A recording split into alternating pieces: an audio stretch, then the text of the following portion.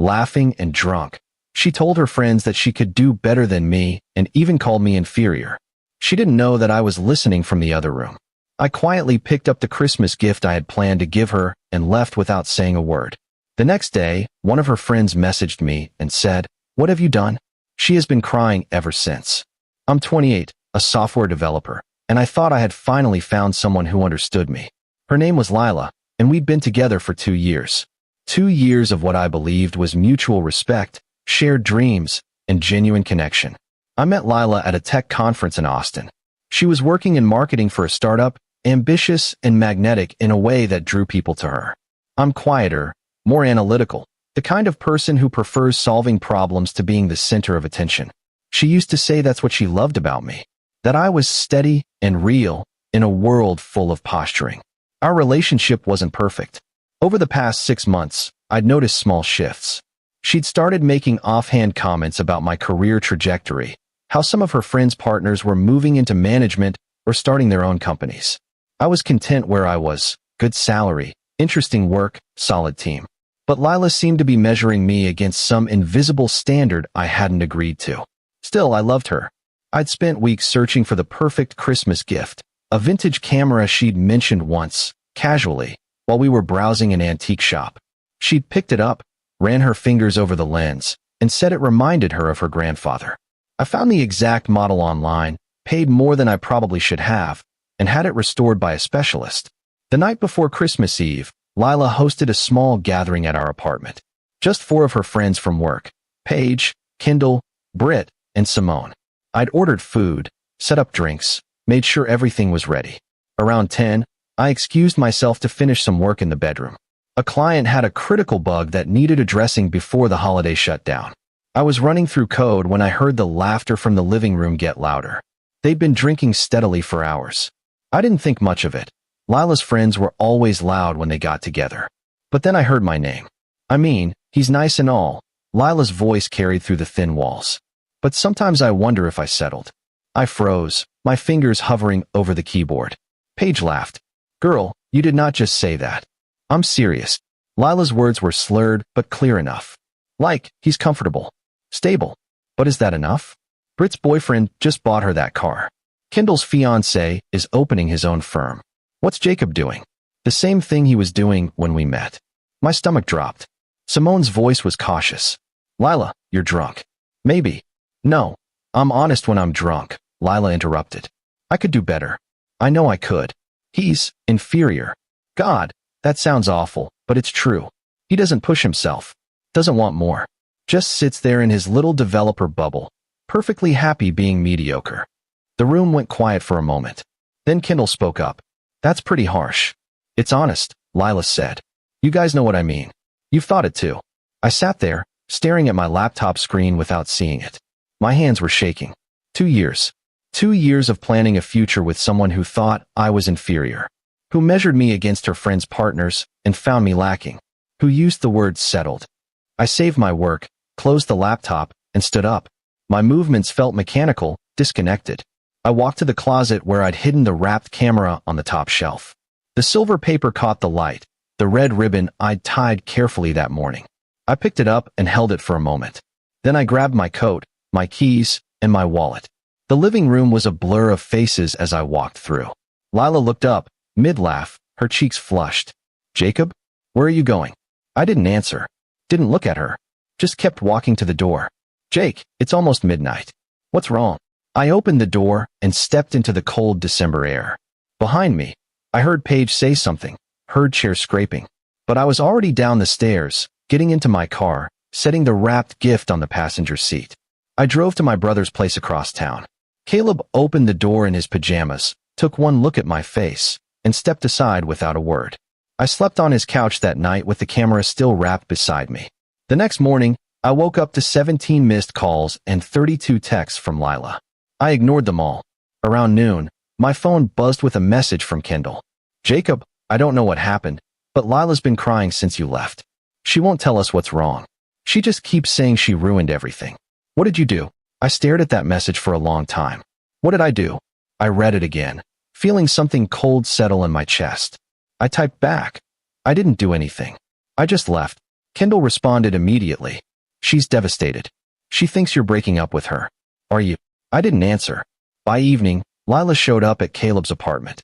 I don't know how she figured out I was there. Maybe she'd called my family. My brother answered the door, and I heard her voice, desperate and raw. Is he here? Please, I need to talk to him. Caleb glanced back at me. I shook my head. He doesn't want to see you right now, Caleb said, his voice gentle but firm.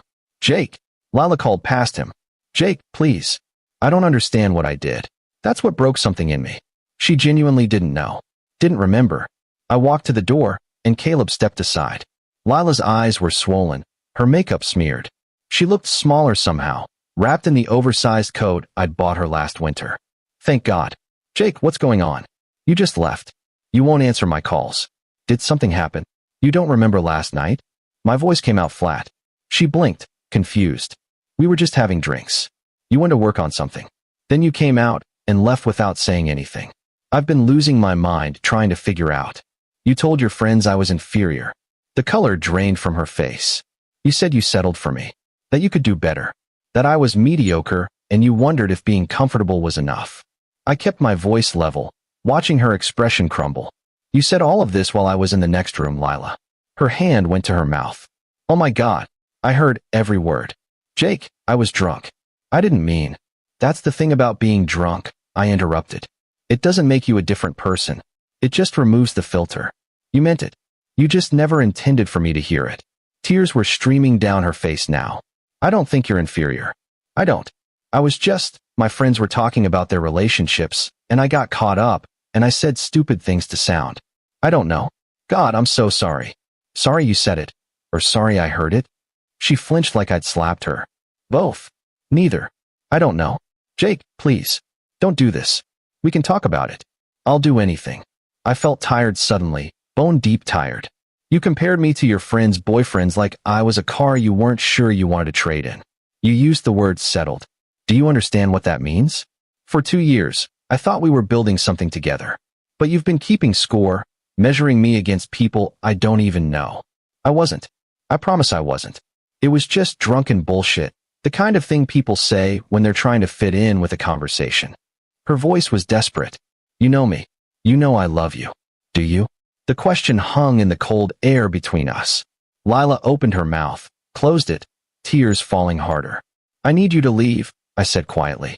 I need time to think. How much time? I don't know. She stood there for a moment longer, then nodded and turned away. I watched her walk to her car, watched her sit behind the wheel with her head in her hands. Caleb put a hand on my shoulder, and I stepped back inside. Update 1. 3 days passed. It was Christmas Eve, and I was still at Caleb's place. My phone was full of messages, from Lila, from her friends, from my own mother, who Lila had apparently called, crying. Everyone wanted me to talk to her, to give her a chance to explain. But what was there to explain? I kept replaying that night in my head, hearing her voice saying those words with such casual certainty, like it was an obvious truth she'd been thinking for a while. On Christmas morning, Caleb handed me coffee and sat down across from me. You planning to stay in limbo forever? I'm not in limbo. I know what I'm doing. Which is, I didn't answer. He sighed. Look, I'm not going to tell you to forgive her. What she said was shitty. But you've been together 2 years, Jake. Don't you owe it to yourself to at least have a real conversation about it? I tried. She made excuses. She panicked. You ambushed her with it at my door. He held up a hand before I could argue. I'm not saying you were wrong to do that. But maybe she needs time to process too. To really think about what she said and why she said it. I stared into my coffee. The wrapped camera was still sitting on Caleb's bookshelf, untouched. That afternoon, I finally texted Lila. We need to talk. Really talk. Not apologies or excuses. I need to understand what you actually think of me and this relationship. She responded in seconds. Yes. Anything. When? Tonight. 7. The coffee shop on Brennan Street. I arrived early and sat in the back corner. Lila walked in at exactly 7, looking like she hadn't slept in days. She sat down across from me, hands folded on the table, waiting. Tell me the truth, I said. Not what you think I want to hear. The actual truth. Do you think I'm inferior? She took a shaky breath. No, I don't. But I understand why you'd think I do after what I said. Then why did you say it? Because. She paused, struggling. Because my friends were talking about these big flashy things their partners do. Proposals at expensive restaurants, surprise trips to Europe, these grand gestures. And I got insecure. I started thinking about how we're not like that. You're not like that. And instead of recognizing that as a difference, I framed it as a deficit. So you do think less of me? No. I think I was measuring our relationship against a standard that doesn't matter to me when I'm sober. She met my eyes.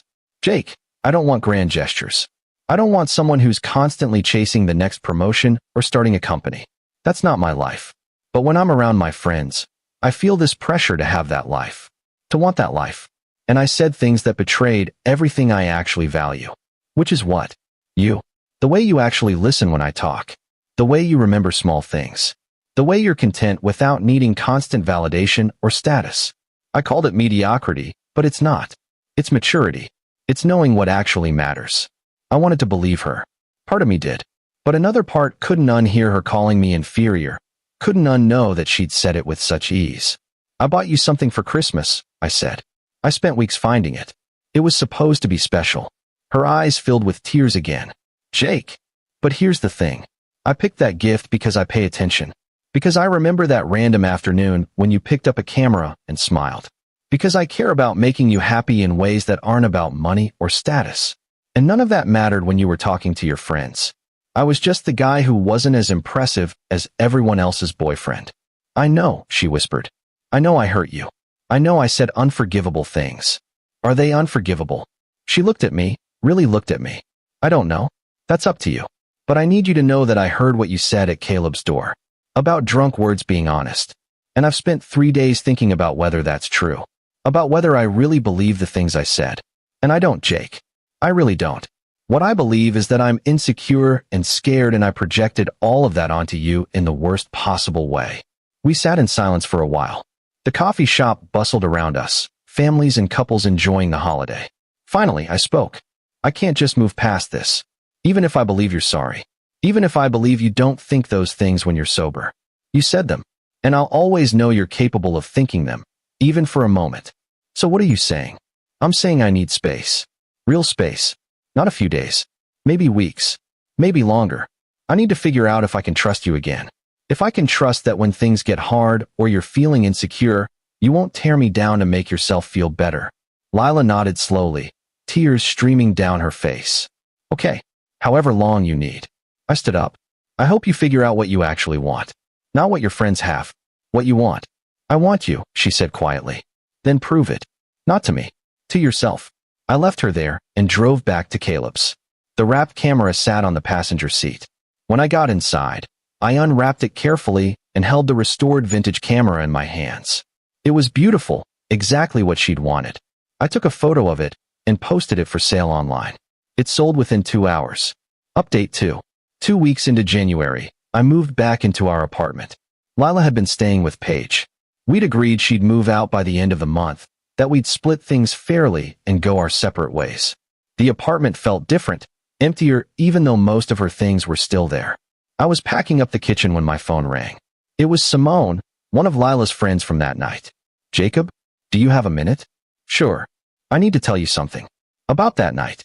She sighed. Lila didn't start that conversation. Paige did. She was talking about how her boyfriend bought her a new car, making it sound like that's what love looks like. And then she turned to Lila and said, "What has Jacob done for you lately?" Like it was a challenge.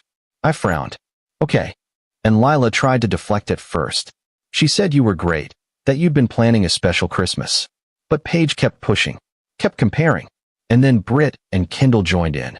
And it became this whole toxic thing about measuring relationships by money and status. Simone paused. I'm not excusing what Lila said. She said awful things. But she was being pressured into a conversation she didn't want to have. Why are you telling me this?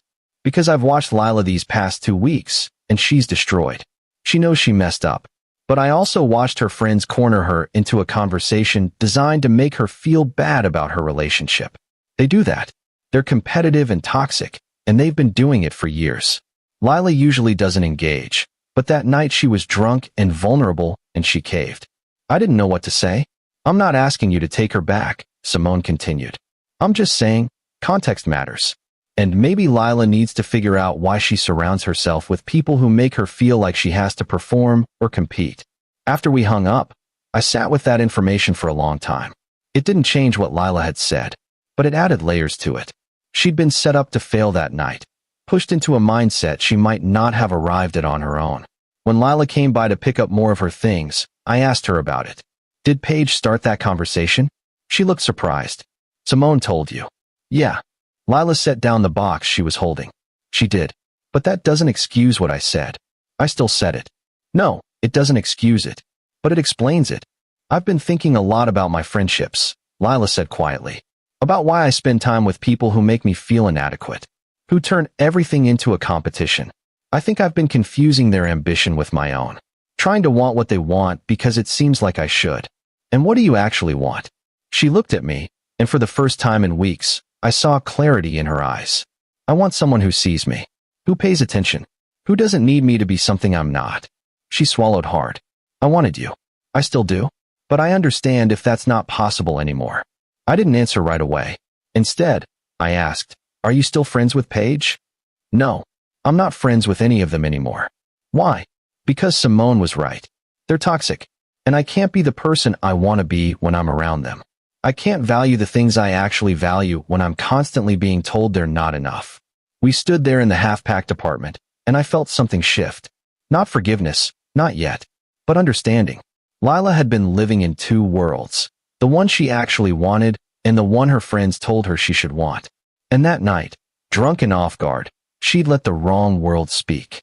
I'm not ready to get back together, I said finally. But I'm willing to try coffee again. Maybe once a week. See where things go. Lila's eyes widened. Really? Really? But I need you to figure out who you are without those people in your life. And I need to figure out if I can trust you again. That's fair. That's more than fair. She moved out at the end of January.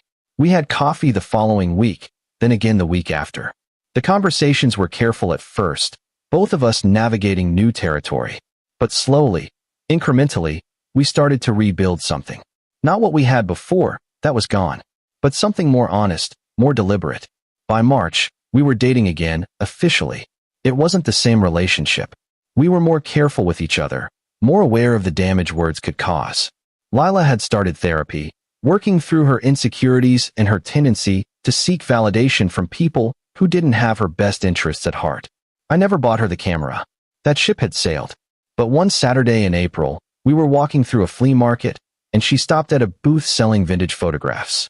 She picked one up, a black and white shot of a couple dancing in the rain, and smiled. This is beautiful, she said. I bought it for her. Not because she expected it, or because I was trying to prove something, but because it mattered to her, and that mattered to me. That night, she hung it in her new apartment, and we sat on her couch drinking wine. Thank you for giving me another chance, she said. You gave yourself another chance, I replied. I just decided to be there for it. She leaned her head on my shoulder, and for the first time in months, it felt right. Not perfect, not healed, but right. We're still together now, almost a year after that Christmas Eve. We're better than we were, stronger in ways that matter. She knows what I overheard will always be there, a scar on what we have. And I know her insecurities will always exist, something she'll have to consciously work against. But we're trying. And sometimes, that's enough.